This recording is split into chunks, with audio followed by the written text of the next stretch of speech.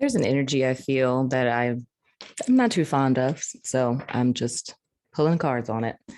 This fell out before I turned the camera on. This is an intuitive deck, so they don't have any meanings less the ones I give them. And the first thing that came to mind with this is a rebirth, and the other word is woman, not woman, but womb man, you know?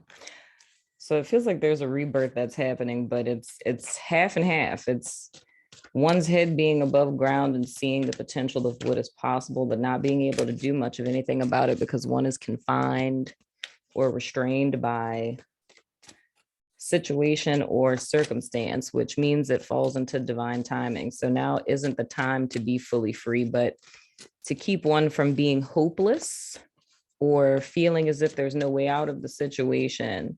You're allowed to be a tad bit above ground so that your imagination, your inspiration, your receptivity from spirit can work in your favor. So it's more about being in a position at present, about having hope in the situation that you're in. So I can reassure you that it's going to get better.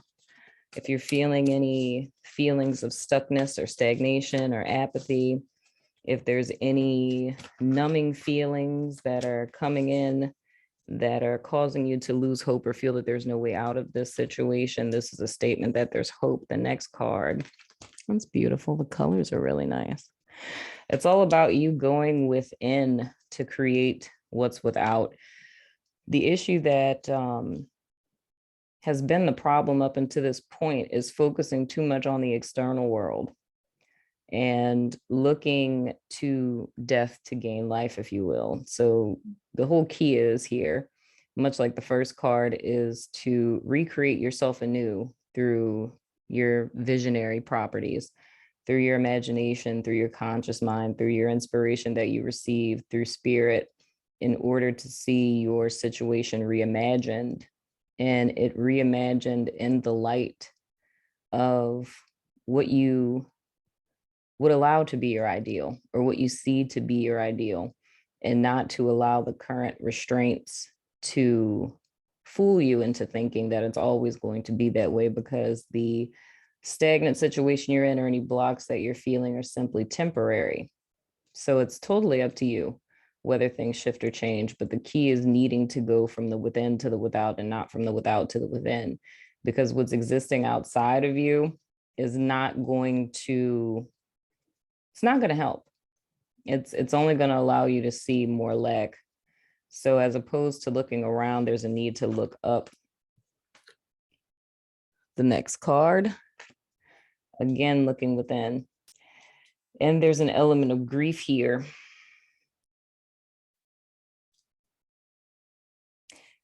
In other words, you can hear me say all of these things, but the mind that's very much tied to the outside world can always pull you back in, but there's a need to really anchor yourself. There's really a need to anchor yourself.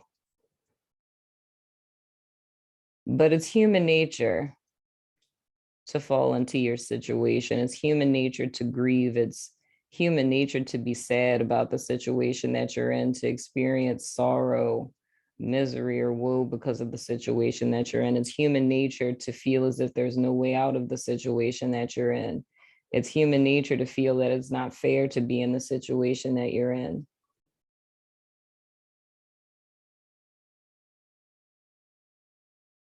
It's a struggle.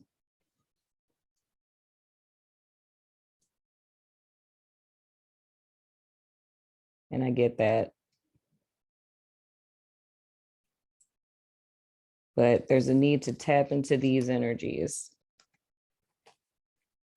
It's a need to know that you have the power to change the situation, but the balance comes in knowing that there's divine timing. So this is really a call of faith. And that's difficult at this time because of what you've been through up to this point.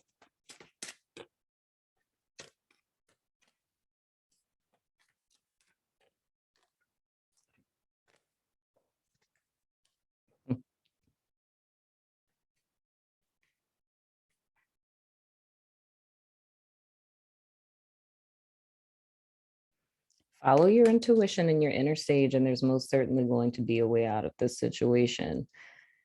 There's no need to find the path, as the path will find you, my friend.